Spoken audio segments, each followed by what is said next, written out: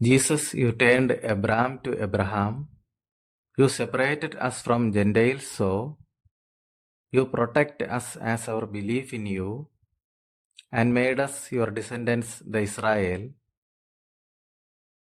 Jacob heard your voice and obeyed. Blessed are the generation your people. Jesus, you selected us to be among them. We were sinners once in the deserts. Jesus, like Moses, lead us to Canaan, the heavenly land of righteousness. We learn the laws in your grace, faith, love, fraternity, and hope. You sacrificed your life for us on the cross of Calvary Hills, thus washed all our sins in you and saved us from the wretched world.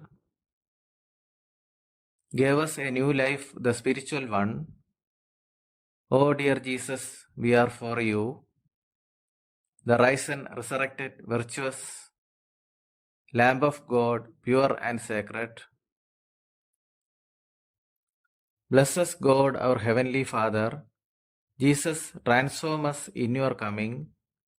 Jesus, lead us as the Holy Spirit in your grace to eternal home. Jesus, the truth. Amen.